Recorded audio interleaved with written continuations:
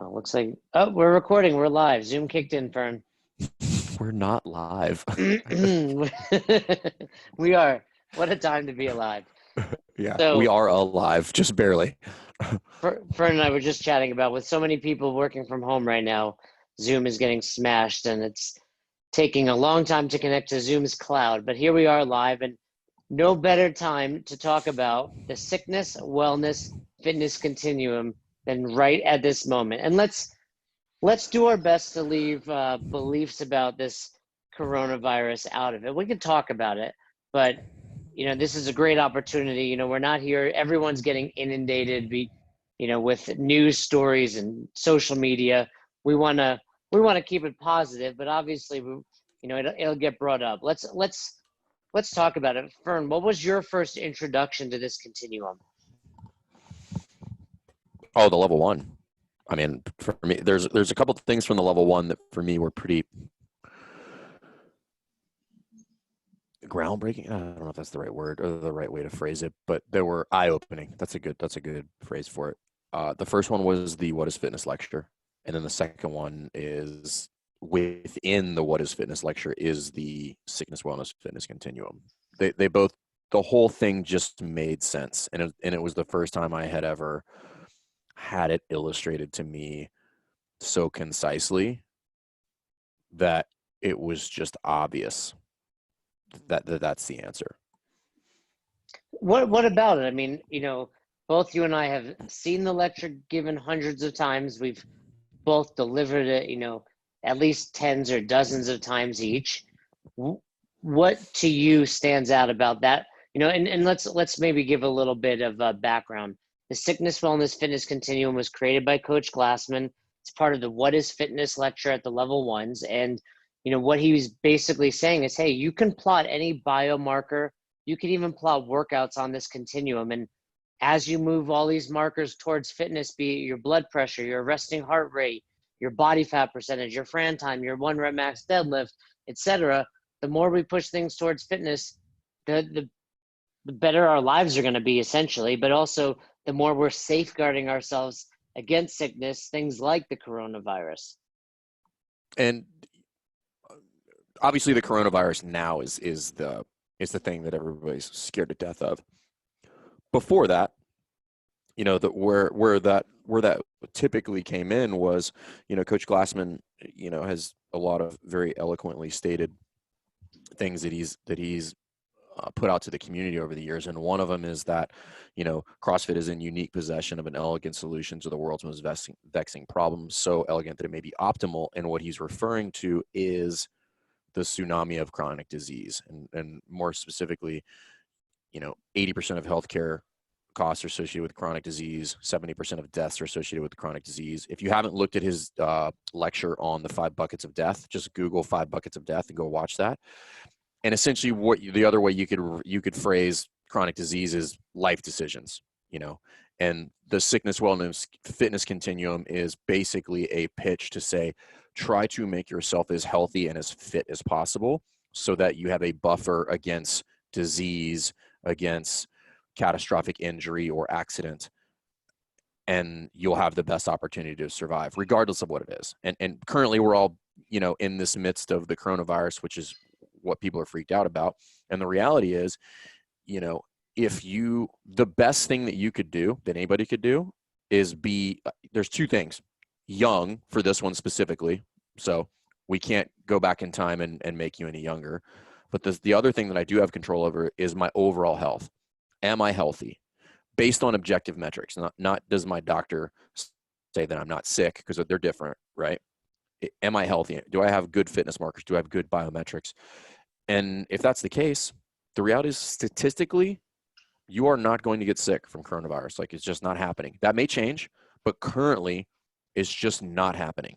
Meaning, like, you are not in any real threat. Like, you might get a little bit sick, but you're going to get over it based on what we've seen right now. And, and again, let's leave all of our beliefs about the coronavirus aside and just call it a sickness, right? The whole goal of this continuum is to understand, hey, the more we push these markers towards fitness, the term we use is it's a hedge against sickness. So when you do get hit by something, be it, COVID-19 or the seasonal flu or chicken pox. It doesn't really matter. I The thought we point weren't talking is, about coronavirus anymore. I'm just saying it doesn't matter what the sickness is, because every Okay, every got sickness it. is a little different. I mean, there's the For one, sure. which one was it where it was like actually attacking healthy 18 to 23-year-olds? H1N1, 80% of the deaths for H1N1, I believe, were under the age of 65. Right. And then, but I'm talking, this is an old one from like the 50s or 60s. I forget what it was, like the Spanish flu. Spanish Point, flu, yeah. yeah. Point is, there's always outliers, and we don't know everything there is to know about the current coronavirus. So we don't know. But the point is, there is no argument that the fitter you are, the better you are protected against anything. Yeah, and I think that's what we should be preaching, meaning is that we should be looking at what can we be doing in our daily lives that would mitigate all of these things. Where like if this comes up, it's not really something that I should be worried about. Like I have enough, health/fitness in the bank that I might have to cash in some of those chips, but I'm not going to take it to zero. And again, there's some things you can control and some things you can't. We can't control our age. We're as old as we're going to be, but I can control everything else and at least give myself the best opportunity to survive, whether it be a crash or some weird illness or anything, or bouts of high stress, right? Like let's think a little bit more practical, like everyday stuff that people deal with outside of, extenuating circumstances. If you are really fit, and when we say really fit, we're not, I think we should be clear, we're not talking about games fit. I'm talking about like you're an average CrossFitter. Like you're really fit. If you're an average CrossFitter, I think that is worth stating. You have far more fitness. Pat Sherwood says this all the time. It's like you have far more fitness than you're ever going to need. If you're an average CrossFitter, you have excess. Yeah, like if you can pick up 315 off the ground, you're okay. You're set for life. You don't need to be able to pull 400 or 500 pounds. And, the example that we use all the time at level ones is, the Matt Frazier's, the Tias, any of the games athletes, their fitness is so far off the charts on this continuum that they can literally take 6 months, 9 months, potentially even a year off and just be lazy turds, and they would still be fitter than most of us. They would still be able to beat us in workouts. They would certainly still be healthy. So let's dive a little deeper into this continuum. One of the things that we really talk about is in the beginning, it's like the average person in the country, where do you think they fall in this continuum? And for reference, Google sickness, wellness, fitness continuum if you're not sure what it looks like, if you haven't been at a level one. But where do you think the average person falls, Fern? So we're just talking about like general society. Just Is general that society, correct? the curve. Yeah, where would you put them? I would, my estimation, and I think this is worth noting, we get a little skewed on what we think like the rest of the world looks like because we spend most of our time in a CrossFit gym. That is not what the rest of the world looks like. So True that. go to a theme park or go to a grocery store or something like that, and you're probably going to get a little bit better idea of like generally what people look like. If you're so the short answer is just to the left of well, right? So just to the left of well, and that's based off of a lot of the metrics. If you're looking at the National Institute for Health, or if you're looking at metrics from CDC about, if you were just to take obesity rates, right? So obesity would fall in sick, right? So we have to assume that obesity rates are rapidly looking like 1/3 of the overall population falls in the sick bucket. This is before we even get into well, right? So if you just base off of that, so we have 1/3 automatically falls in that just based on obesity, like you're sick at that point. So that means if we just split it evenly, let's say we had 1/3 at sick, 1/3 at well, and 1/3 at fit. We could all agree that there's not 1/3 at fit. Definitely not. And I would even go one step further and say, you said just to the left of wellness. I would say it's probably somewhere right in the middle between sickness and wellness. Yeah, I think we both agree that like where it sits between sickness and wellness, like it probably depends, but like I think we both agree that it is definitely between those two. It's not to the right. So with that being said, what is our job? What is our responsibility right now to get people to fitness? How do we do it? How do we educate them? And what are the steps that box owners and coaches should be doing? And then obviously it's what we do every day, but what else can we be doing? I think the first thing is just educate people. You know, this question comes up pretty regularly in. Typically, you don't get a lot of questions in the What is Fitness lecture. It's just a dense lecture. People are overwhelmed with information. But the Sickness, Wellness, Fitness Continuum does, in a lot of people's lectures, make a reappearance in the nutrition lecture, because we kind of use nutrition as kind of a visual about how we can take people from sickness to wellness via food. You know, and the first thing that we do to combat chronic disease is just eat whole foods. You know, that's CrossFit's prescription. Just eat regular whole foods. So I think the first thing you do is you just educate people, because the question always comes up like, how do I get people to do this? And to some extent, I don't think you do get people to do it. I think people do it when they're ready, when they have enough information to make the decision about realizing where they sit on that continuum, and then realizing that there is a simple, not easy path with which to get there. And I think that's the first thing you do is you have to educate people on what it looks like, what's good, what's bad. Because I mean, I think we forget what people don't know. Like as trainers, as CrossFitters, somebody's fully immersed in the idea of being fit and well and what health should actually look like. I'll give you an example that I just recently had. I was giving a nutrition lecture recently, and there was a gentleman there, super nice guy, and had a very extended conversation with him during lunch and after the seminar. And we were talking about removing things, right? So in that lecture, we talk about the paleo diet, and what we're recommending is not necessarily paleo, because we're not necessarily recommending wholesale exclusion of certain foods, like legumes, dairy, stuff like that. We don't have any beef with paleo. Like you should do it. Like it's good. There's a ton of benefit from it.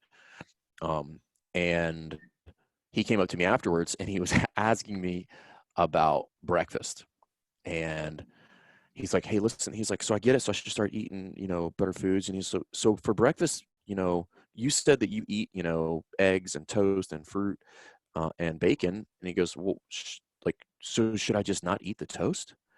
And I said, don't eat the toast. And he was like, wait, so you would really not eat the toast? And I said, I would not eat the toast. And he said, that has never even crossed my mind. And listen, we could all have a little laugh about this, but he was not kidding. Like, he was genuinely, if you were to see the interaction, that thought had literally not actually ever crossed his mind that he would not eat toast with breakfast. Like, it was not a thing. The following weekend, I made a statement about Diet Coke not being actually diet. And a girl sitting directly in front of me, she was like, really? So my point for these stories is, like, we have to remember that people don't know what they don't know. Right. So that's the first thing, is we have to educate them. Well, and all you have to do for those maybe that don't go around lecturing people like we do is, any given Saturday or Sunday at a hotel, you'll see the continental breakfast with waffles and breakfast cereals and yogurts, and people are sitting there eating those things thinking they're making the right decisions. They're thinking, this is healthy, this is what I should be eating. And somewhere along the way, they learned that, and that was drilled into their brain. And we forget that that's what most people think. To the average person, telling them to eat bacon and eggs is still very contrarian to what they think is the right thing to do. They'll still say cholesterol and fat and all of these things, but it's our responsibility to educate them. And it's really hard.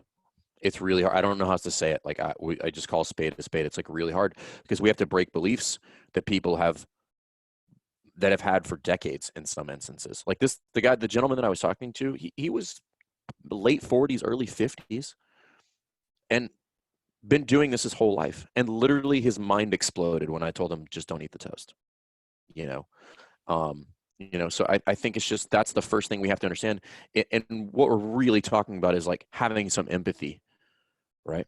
Because like in that instance where the girl like had kind of she kind of had that question, I kind of I kind of laughed at her response, like in not like laughing at her, until I realized that she was actually being serious. So my reaction was too quick. She was like, it's not diet. And like everybody laughed, and like I don't think she took it that I was laughing at her, because I definitely was not. I was laughing because, but then I realized like she was not joking at all. Like she legitimately thought that Diet Coke was diet, right? So I think having some empathy and like trying to understand that like we have to meet people where they're at and kind of slowly kind of push them along, and until they decide to commit. I mean, everybody already knows the story. Like you're not going to force anybody to make these decisions. Like it's just not going to happen. What has been some of the most common misconceptions about nutrition that you've dealt with over the years? If I just reduce my calories, I'll lose weight. Fat's going to make me Right. fat. Um, Carbs are bad. Carbs are bad. Right. And That's and another one. and again, we're telling you not to. And I think there is a little bit of a misrepresentation there with Coach Glassman's off the couch, off the carbs, that people are like, I shouldn't eat broccoli, I shouldn't eat fruit. Like, no, dude, No, that's not the no. problem. It's and we've spoken to Coach Glassman about it. I've heard him speak about it as well, where it's like, no, we're not saying that. We're saying, hey, the old cliche breakfast of a bowl of Cheerios with a banana and a glass of orange juice is not healthy. But No, if you want my to have a my in-laws are banana, at our house right now. My in-laws are at our house right now, and I would tell you, my father-in-law doesn't fall in the healthy bucket, and he's in there smashing cereal every morning for breakfast. And I'm not now, changing his mind. do you try? Yeah, that's not happening. It's just not going to happen, and it's sad. Why want it? Why? This is a great example. Let's hang here for a second. Why will that not happen? Because we're telling people, hey, we need to be able to go out there and educate people, but our leader, Fern, isn't doing it. And I'm not trying to come at you about it. I understand Mm-hmm. talking to your family is not easy, but what are some of the reasons it's not happening? And what are some things you think, if it wasn't your father-in-law, so there wasn't this, relationship there, that you might do differently? Well, we don't spend enough time around them to try to make any significant behavioral changes. While they're I'm not staying not with going to. you. Correct. Yeah, yeah. And even when they are staying with us, they're still going to eat what he's going to eat. What you have to understand about, you know, money, fitness, and nutrition, they're all behavior based, right? They're all Mm-hmm. the same, right? Have to break people's behaviors. And we all know that breaking behaviors is not easy. So before you talk about creating a new behavior, generally we have to talk about is breaking a bad behavior first, or at least like quasi replacing it. So that's the first, and that's where the education comes in, because we all know like you want to tee up a scenario where they come to the conclusion on their own, right? Where like they're like, hey, I just read an article the other day that I shouldn't eat so much bread, and I'm like, I agree with that article, even though I've been telling you that for 10 years. Yeah. um, so yeah, I think when people are ready to make that decision, they're ready to make that decision, and now we can kind of move them along the process a little bit faster by giving them resources. But people, and a lot of people just don't want to change because they like what they do. They like what they like because it makes them feel comfortable. And my father-in-law's not young; he's early 60s. So that's, to some extent, it's unfortunate. There's like some people either are not going to change their mind, or they're only going to change their mind in the presence of some sort of catastrophic event, where they come to the realization that if I don't change, something bad is going to happen. So bringing it back to the lecture, we have sickness, wellness, fitness, and let's maybe throw some metrics out there, some data points. What are some data points that we would classify as sick? So typically in the lecture, we would use blood pressure, resting heart rate, and body fat percentage. And then you can So throw anything else you want there. The point is you use as many as you can possibly get. So throw hemoglobin A1C in there, throw fasting insulin, fasting glucose, throw cholesterol. What is your, there's some, what's the inflammation test? I'm blanking on that one. CK. Yeah. So whatever, like put it in there. If you can measure it, that's the point. If you can measure it, put it in there. Yeah, and then Coach Glassman has said you can then even throw things in like, hey, that's all what's happening outside of the gym, but we can talk about what's happening inside. If you can't deadlift your body weight, that's a You're problem. sick. You're Yeah, you're sick. sick. If you can deadlift your body weight, sure, we can call it well. And yes, we have a very skewed definition of wellness as CrossFitters, but the average person, mom, dad, if they can pick up their body weight off the ground in a deadlift, they're good enough. And that's what I would consider wellness. But double, triple body weights, now we're pushing it. And what Coach Glassman has said, especially in this What is Fitness lecture, where we talk about 4 models before getting to the definition of fitness, is, this is the first of the models that actually takes your lifestyle factors into account. So it's not just what you're doing in the gym, but it's what you're doing outside of the gym. Are you getting a good enough sleep? Are you staying low stress? What's your pharmaceutical regimen like? Because we joke about it where, hey, there's a lot of shortcuts to bump that curve for yourself. We can all go on a nice cycle of HGH and DECA and all these other fun things and see our numbers push towards fitness. But long term, is that bringing us back towards sickness down the road? So what you're doing outside the gym is just as important as what's going on inside the walls. And just to be super practical, most CrossFitters are training to do things outside the gym anyway. So like at some point, I don't really care what your Fran time is or what your deadlift is. I'm far more concerned about like just what is your ability to interact, and this there's probably a lot of people that have had this scenario, and this can become supremely annoying. So let's say you go on vacation with your family and you're doing something, and I'm sure most people have experienced something like this, and the group wants to go do something, but there's somebody in the family that can't do it. They physically can't do it. And make up whatever task you want, but it's not an incredibly physically taxing task. It's a walk up a hill, or we're gonna, go through this park just walking, but it's 3 miles, a loop, and somebody can't cover the 3 miles.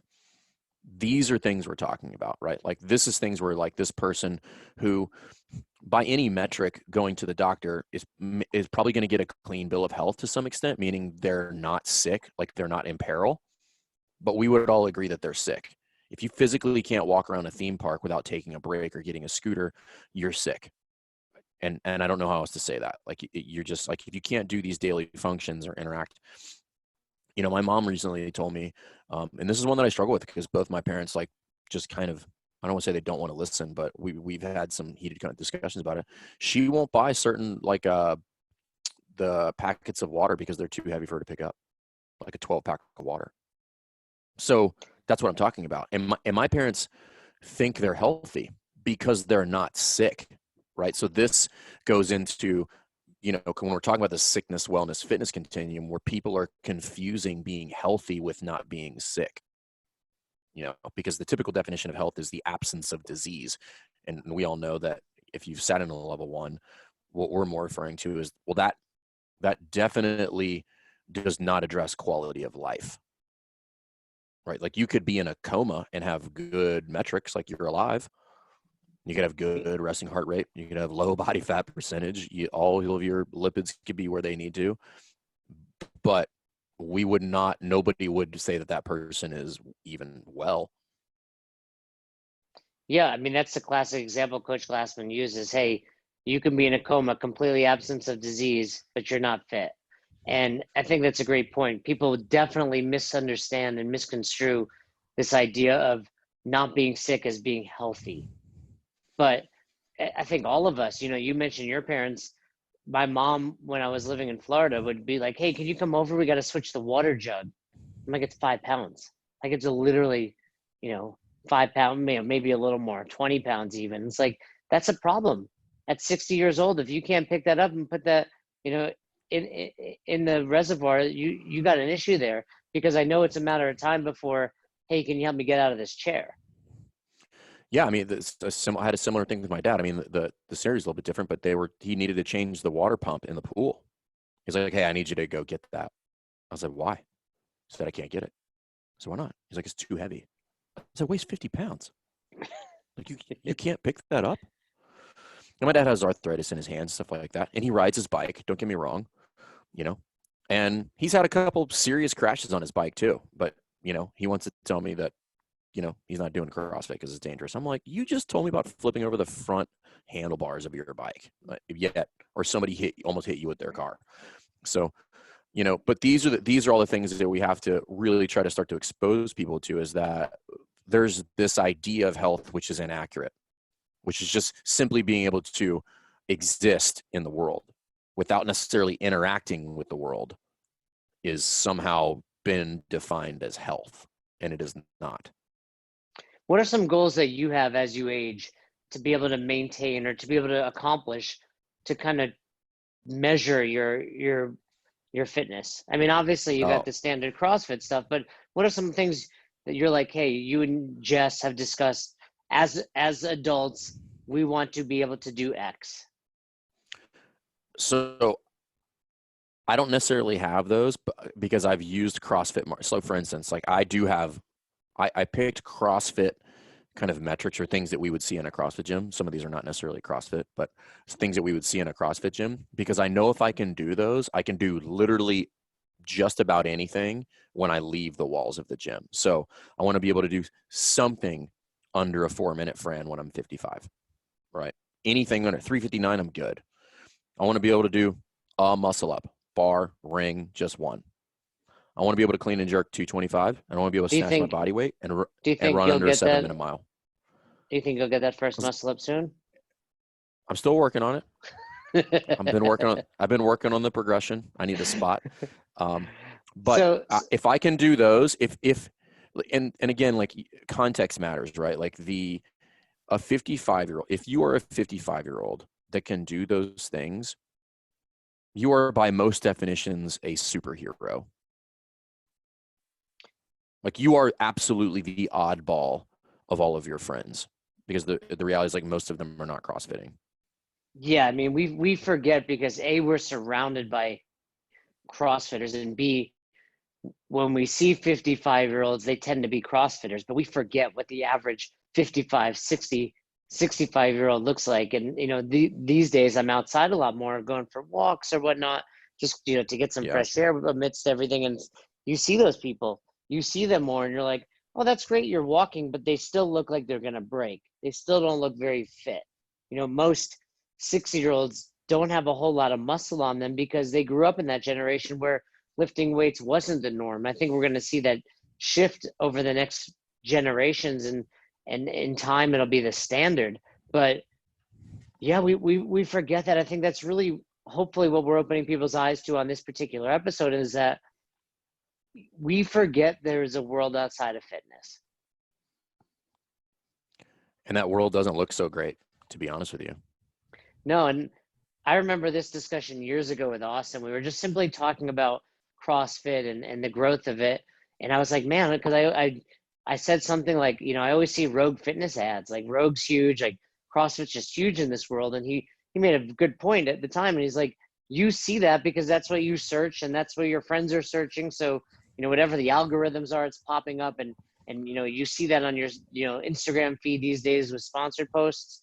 But that's not the norm. It's such a small percentage these days that we forget the world, like the people that are hoarding toilet paper. And if you're one of those people, I want you to immediately stop listening to our podcast. No, you lost the privilege of listening to best hour of their day. Order that bidet. I ordered that, by the way. Did you get it? I did. You're gonna love it. I'm so excited for you. I want to film the first time you use it. We're gonna put it live on the show. What I'll do is I'll FaceTime you when I do it. All right, I want to see it. We had Sean, me pressing the button. Sean Eberly on the other day. The fun, the guy that we met at News River. I don't know how to describe him. Like he's a little person. Yeah, he's short stature. Yep. Short stature, but we were talking about on the show about how he's gonna get one. So I'm trying to get the best hour of their day, sponsored by the Tushy. I mean, Tushy. Come on, Tushy. Here we go. So we need Tushy and the Squatty Potty. Both. We need sponsors for both of those. Yeah, I've got both. I mean, if you want a full bathroom setup, that's what you need. But It's true. It's just we lose sight of that. So let's bring it back. What else do we want to touch on the continuum? So obviously is like those health markers, and this comes into different things. And I think having this conversation about what actual health and fitness looks like, if you're going to have it successfully, what you should be doing is using as many objective metrics as possible, because we all know that just the idea of health and nutrition is very opinionated. It's a lot of things that can make the conversation very hard. So if you can use things like biometrics, like using something like Inside Tracker, which we're going to do a podcast on, to get some blood panel. If you can use something like InBody, who we've had them on the show as well, to get body metrics for that.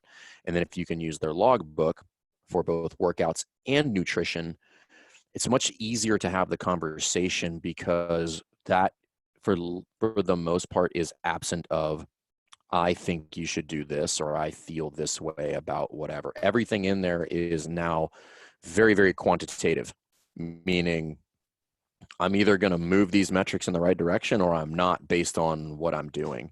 So that's what I think is super important is, when we're thinking about the idea of health should be, what it is for the definition that we present in CrossFit, which is work capacity across broad time, modal, and age domains, or otherwise stated, your fitness across the years of your life.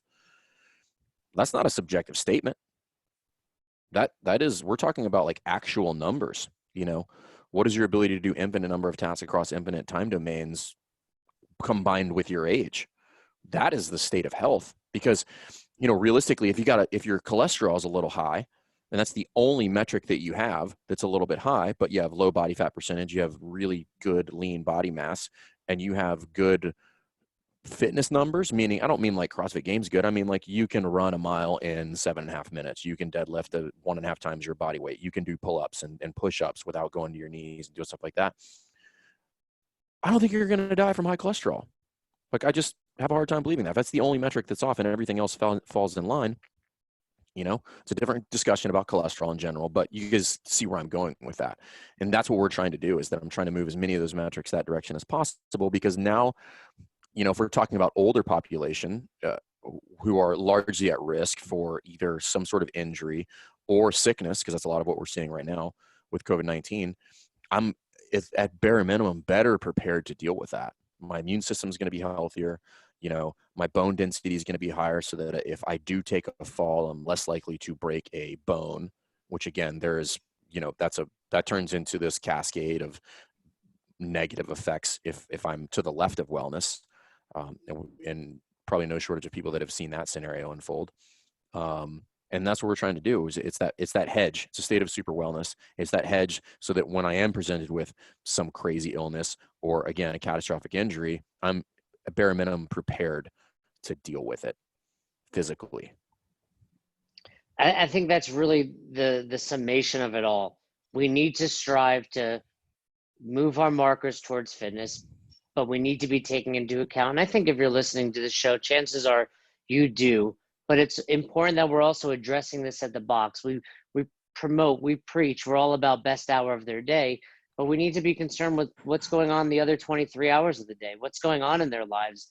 What are we doing to educate them first and foremost about nutrition, but then also about, hey, are you getting enough sleep? Are you managing your stress? Especially right now, I posted on Facebook, like, this is your chance right now, box owners. You should be reaching out to every one of your athletes. If you're shutting your doors down and hoping or expecting your members to pay, you should be reaching out to them. And I know for many of them, they're like, oh, well, I'm not at the box, I'm not working out, but this is your opportunity to show them I still care about you. And there are other things we can be doing to show you that. Let's talk about your stress management. Let's talk about other things. So hopefully, they feel like you've been taking care of them. They keep coming in, and once all this passes, they're ready to, hit the ground running again. Yeah, and that can be kind of the indirect contact or the direct contact. And Jay's talking about you should reach out to them. You should do that. Depending on what you got going on, that's a lot of contact points. The other thing you should be doing anyway is feeding them a steady drip of information. Send them the What is Fitness article and break out the portion of the sickness, wellness, fitness continuum and send them an article. Write an article about it. make Instagram, Facebook story and feed posts about all of these things and educate them on how to go about doing that.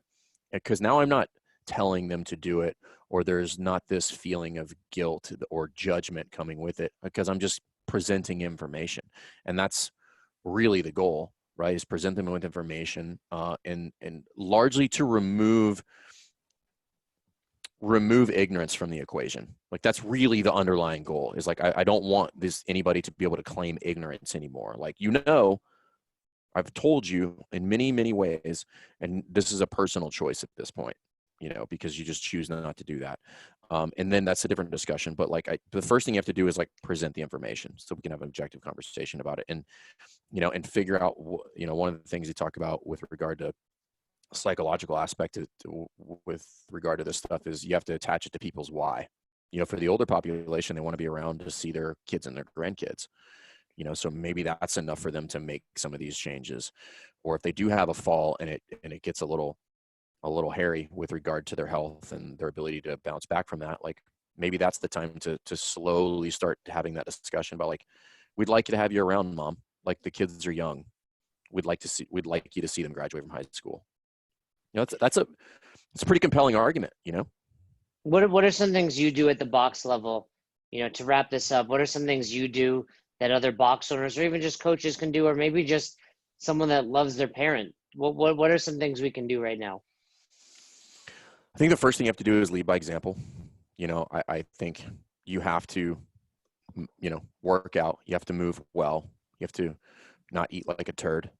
You have to, and I don't think you need to rub it in people's faces, but I think the general consensus should be, when people are evaluating you, that this person walks the walk. They don't just talk the talk, And then second thing is, be that expert, be the source of information. And it doesn't mean that you have to organically create all of this content. Like, there's enough out there. Go back and listen to the podcast with Tyson Oldroyd about using the resources from CrossFit.com in the journal and just steady drip that on your member base. I mean, there's thousands of articles in there and thousands of videos that you can utilize to educate your member base.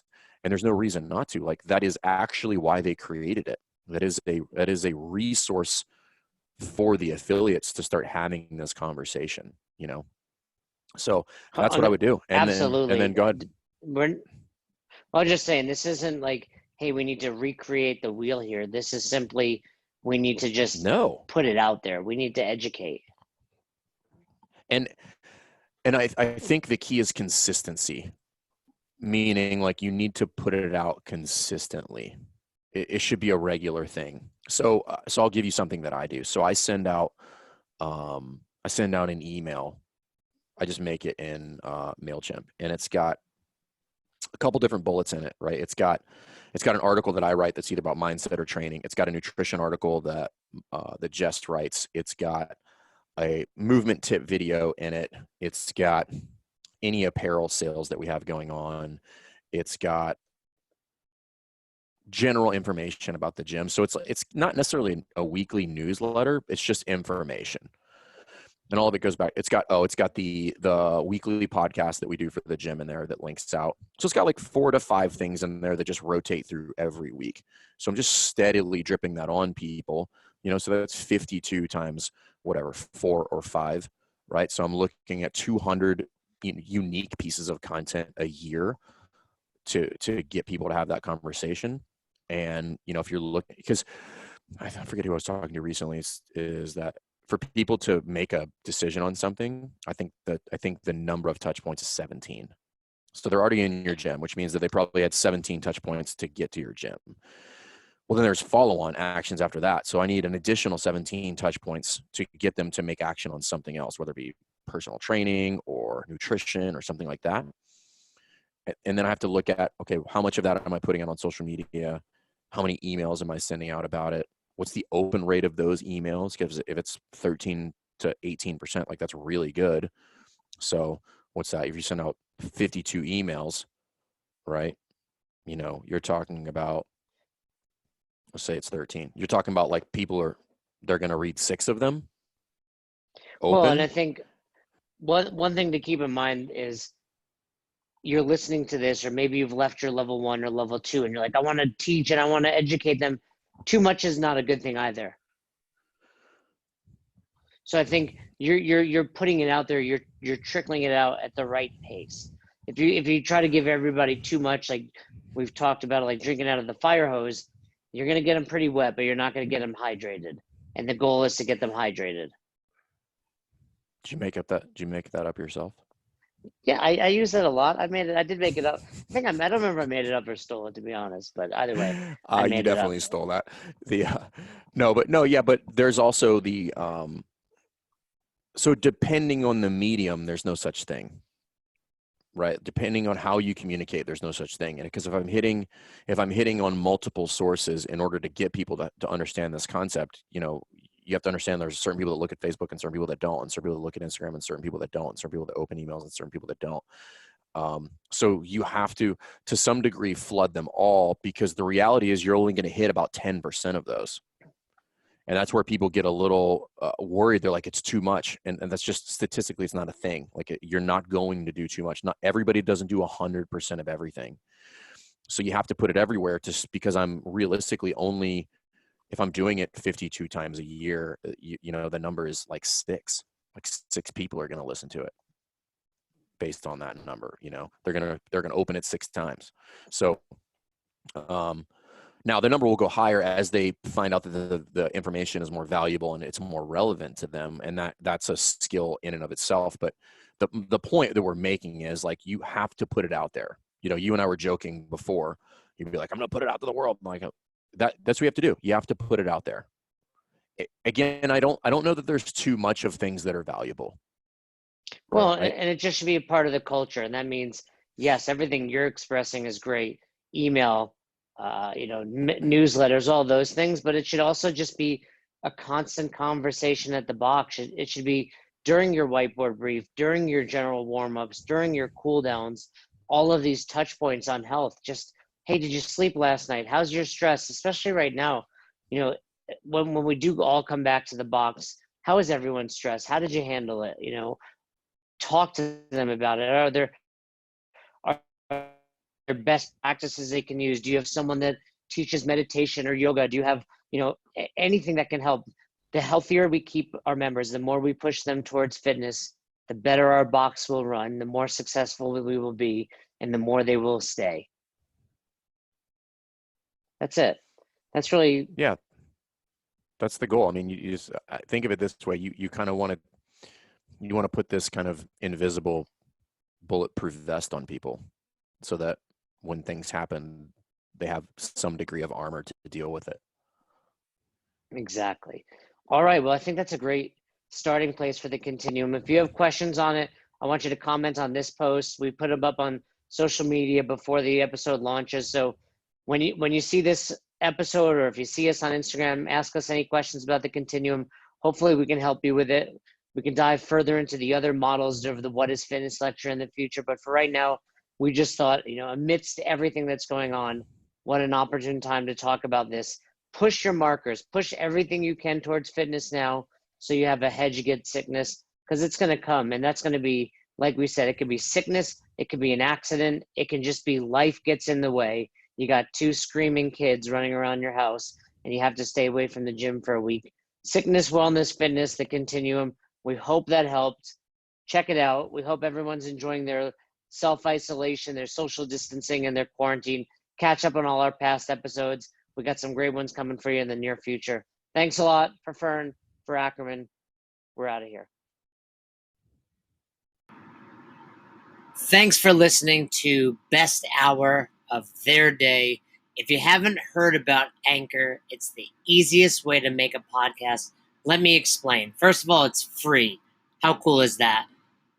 There's a creation tool that allows you to record and edit your podcast right from your phone or computer, so it becomes super simple. Some of these episodes with Fern or Todd or myself chatting with one another, we've done right within the app itself. Anchor will make it easy to distribute your podcast to all platforms, Spotify, Apple, and many more. And you can make money from your podcast with no minimum listenership. It's everything you need to make an awesome podcast in one place. All you have to do is download the free Anchor app or go to anchor.fm to get started today. Come on, who doesn't have Spotify at this point? And if you were unaware, Spotify now is offering podcasts. That's right. On Spotify, you can listen to all your favorite artists, but also podcasts in one place for free. Spotify has a huge catalog of podcasts on every topic, including the one you're listening to right now, Best Hour of Their Day. On Spotify, you can follow your favorite podcasts so you never miss an episode. Premium users can even download episodes to listen to offline wherever you are, something I always do before I hop on a plane. And you can even easily share what you're listening to with your friends on Instagram and other social media platforms. Here's the deal. If you haven't done so already, be sure to download the Spotify app, search for Best Hour of Their Day on Spotify, or browse some other podcasts if you want. You can find them in your library tab. And also make sure to follow me so you never miss an episode of Best Hour of Their Day. Thanks again for listening to Best Hour of Their Day, and thanks again to our special guest. We appreciate all you guys do for us with Best Hour of Their Day when it comes to sharing our posts on Instagram, when it comes to subscribing to us on YouTube, when it comes to the constant feedback. We are grateful and we appreciate it. We are trying to build a community based on coaching development and becoming the best version of yourself. And it goes without saying that we couldn't do without all of you. So if you haven't already, please subscribe to our YouTube channel. Season 1 of Dropping In is out. We are getting tremendous feedback and we'd love for you to check it out. Leave us a comment on there. Head over to our Instagram.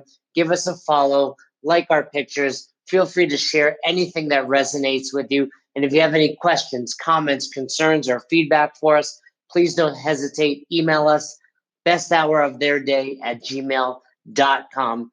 Thanks again. Until the next episode, we hope you've had the best hour of your day.